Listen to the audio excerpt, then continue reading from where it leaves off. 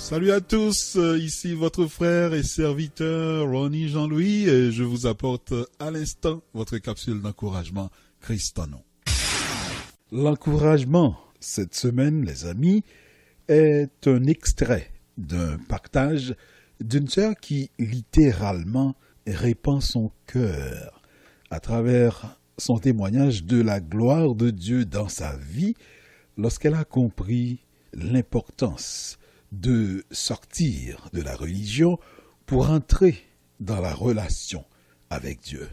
Ah, si vous êtes déjà dans cette dimension relationnelle avec notre Père Céleste, je vous garantis que vous apprécierez ce témoignage comme un cœur à cœur spirituel. Si vous n'êtes pas encore rendu là, je prie que le Saint-Esprit de Dieu fasse en vous son œuvre pour déclencher cette soif que seul l'amour de Dieu pourra étancher. Bonne audition, à la semaine prochaine. Bien-aimés dans le Seigneur, je vous salue au nom de Jésus-Christ de Nazareth. Mon nom c'est Elodie Boto. Je réside à New York aux États-Unis et je suis technicienne de laboratoire. Je viens d'une famille très catholique. J'ai entendu parler de Jésus-Christ dès mon bas âge.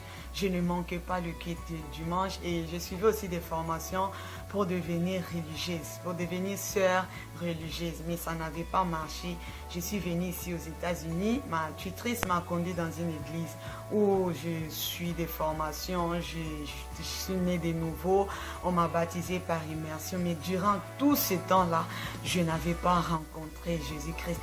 J'ai rencontré Jésus-Christ, c'était un certain samedi. J'étais en train de traverser un moment atroce. Tous les domaines de ma vie étaient attaqués. Et j'étais tellement frustrée. Maintenant, j'étais en train de pleurer ce samedi-là.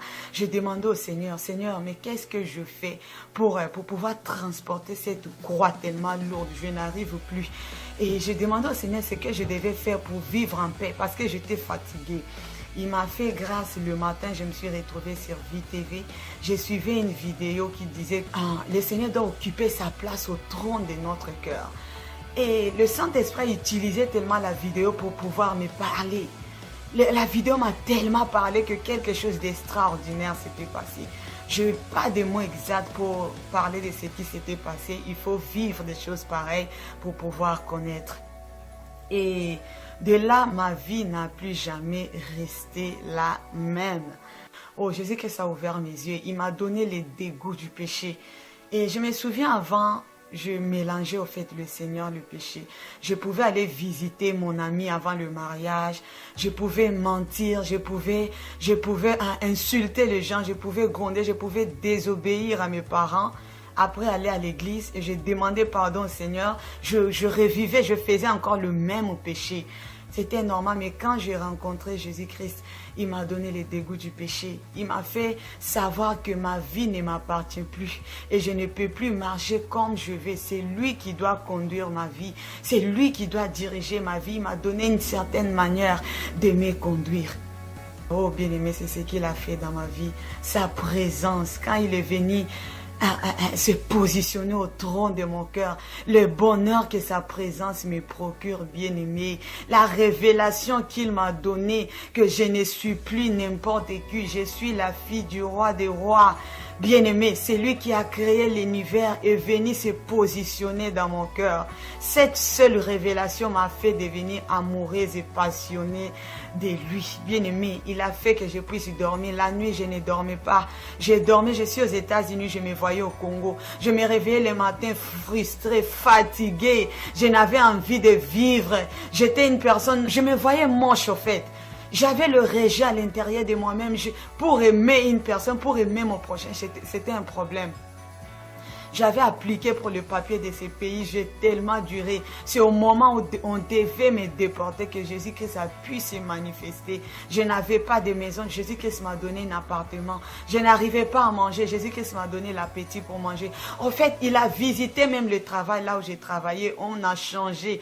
Mais quand je t'ai dit le salaire qu'on a ajouté sur mon salaire, bien aimé, c'est incroyable.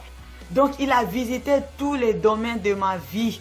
Il m'a donné d'aimer les autres et il m'a rempli d'amour pour lui. Je peux que devenir passionné de lui. Donc c'est Jésus-Christ seul qui a pu tout changer. Bien aimé, quand je dis tout, c'est tout. Il a tout changé. Là, je dors le matin, je me réveille comme un enfant. Je me réveille, je sais que Jésus-Christ est là dans mon cœur.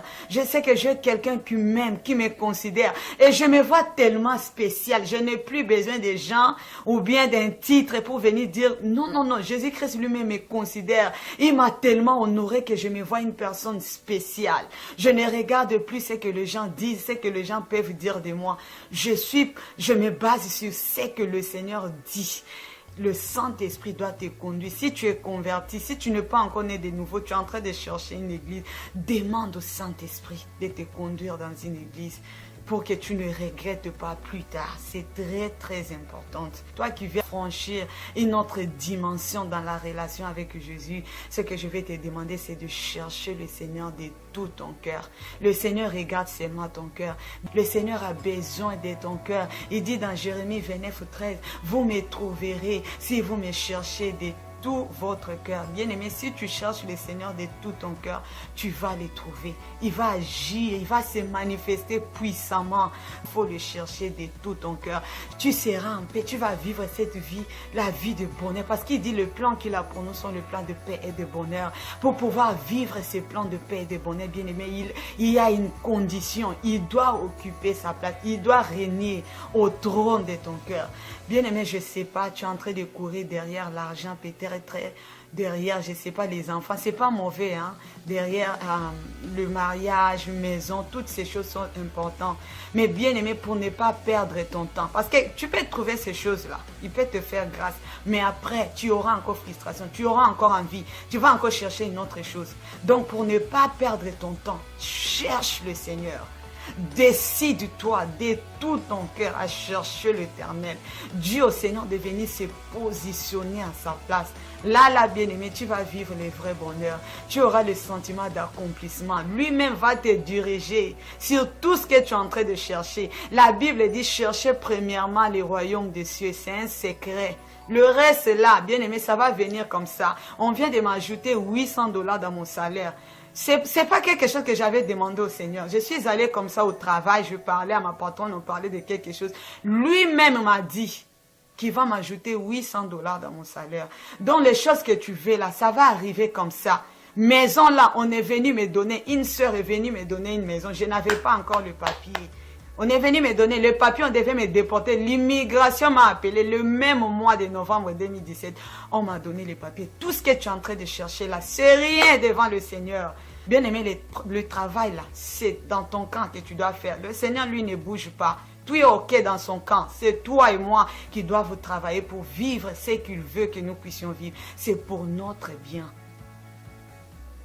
L'amour que le Seigneur demande, l'amour que la Bible demande, c'est l'amour de tout notre cœur. Toi et moi, nous devons devenir passionnés de Dieu. Le Seigneur doit régner au-dessus de tout dans notre vie, au-dessus du mari, les enfants, les boulots, les business, tout ce qu'on est en train de faire. Ça doit être lui d'abord pour que tu puisses vivre ce qu'il a prévu pour toi. Parce qu'il a un plan pour toi. Il a un plan, il a un projet bien-aimé, merveilleux pour toi.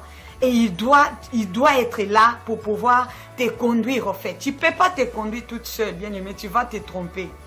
Et il faut l'aimer. La Bible nous dit dans Matthieu 22:37, tu aimeras le Seigneur de tout ton cœur, de toute ton âme, de toute ta pensée. Bien aimé, tu dois devenir passionné de Dieu pour que ta vie puisse être transformée. Et bien aimé, je t'assure, si tu deviens passionné de Dieu, il va révolutionner ta vie. Ta vie de prière va changer, ta relation avec les autres, tout ce que tu es en train de... Le Seigneur lui-même va gérer ça. C'est pour notre bien.